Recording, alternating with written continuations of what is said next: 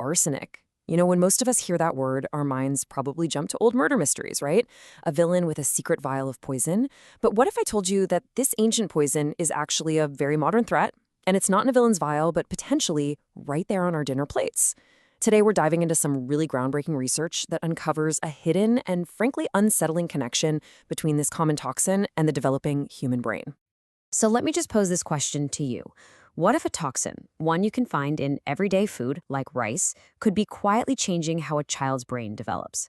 This isn't just some hypothetical thought experiment. A major study from the cVEDA Consortium in India asked this exact question. They wanted to know if the kind of low-level arsenic exposure that millions of us get through our food and water could be silently impacting how our children think, learn, and grow. So, where did the investigators find their first clue? Well, it was right there in the participants' diets. The researchers measured the levels of arsenic in urine samples, and a really clear pattern started to emerge. When you look at the data, you can see that while a few foods had a connection, rice intake had the strongest positive link by far. Simply put, the more rice people ate, the higher the arsenic levels in their system. This was a huge deal because it suggested the exposure wasn't just coming from contaminated water, which we often hear about, but from a staple food eaten by billions of people every single day. Okay. So with this crucial link between rice and arsenic established, the cVEDA team knew they had to dig deeper. They launched a full-scale investigation to figure out what this exposure was actually doing inside the body, and more importantly, inside the brain. And listen, this was no small-scale effort. We're not talking about a handful of people here. The neuroimaging part of the study alone involved over 1,000 participants. That's a huge number, and it gave them a really robust and powerful data set to work with. And here's what's so important. They focused specifically on this age range, from 6 to 23 years old. This is, without a doubt, one of the most critical periods for brain development. It's when all those crucial neural circuits are being built and fine-tuned, which also means the brain is particularly vulnerable to things in our environment. So how did they actually piece this all together? Well, their method was incredibly thorough, but we can really break it down into 3 key steps. First, they measured the arsenic exposure with simple urine tests. Pretty straightforward. Second, they used a whole battery of neuropsychological tests. Think of them like brain puzzles and memory games, to measure things like thinking and decision-making skills. And third, they used advanced MRI technology to get these incredibly detailed scans of the participants' actual brains. So now they had these 3 streams of data: the toxin levels, the performance on thinking tests, and the brain scans. By combining all of this, the investigators were able to piece together a really startling picture of what they called the arsenic effect.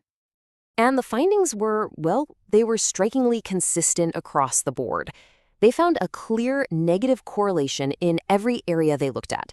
As the arsenic levels in the urine went up, the scores for what's called executive function went down. At the same time, key measures of the brain's physical structure and its functional connectivity also showed a significant decrease.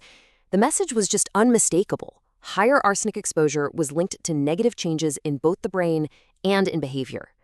So, what exactly is this executive function we keep talking about? The best way to think about it is as the brain's air traffic control system.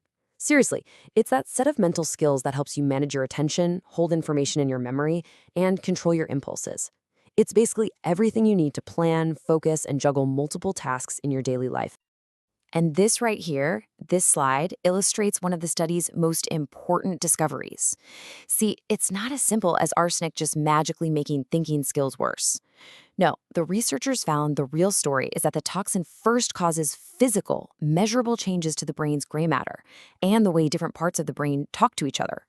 It's these brain changes that then lead to the problems with executive function. That's a huge finding. And that finding is what really elevates this issue from just being a localized problem to something of global significance. In fact, the researchers themselves started calling it a potential silent pandemic. Just listen to this powerful quote directly from the study's authors. They say that chronic exposure to arsenic could be creating a silent pandemic, affecting large portions of the global population. When you think about it, because the exposure is coming from staple foods that are shipped all over the world, the risk goes way beyond just areas with contaminated water. It means that this low-level chronic exposure could be subtly affecting brain development on a massive scale, and most of us wouldn't even know it's happening. But the investigation didn't stop there. it uncovered another critical layer to this story.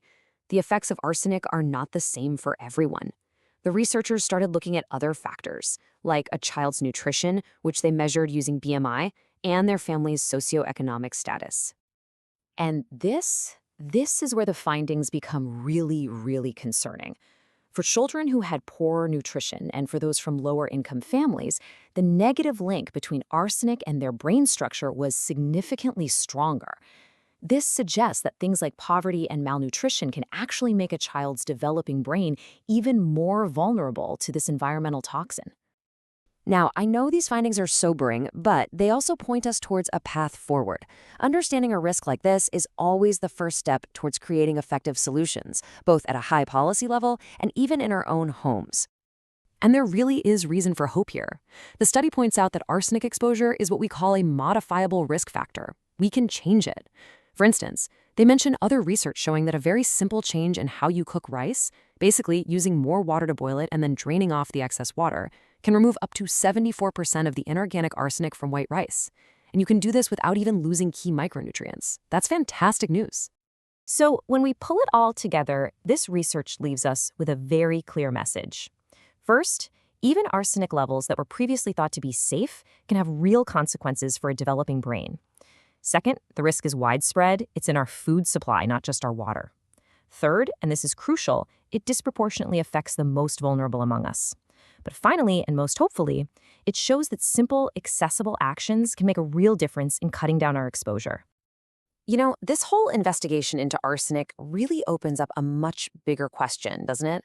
It's a powerful reminder that our environment is constantly interacting with our biology in ways that we're only just beginning to understand. And it really leaves you wondering, what other hidden factors out there are quietly shaping who we are?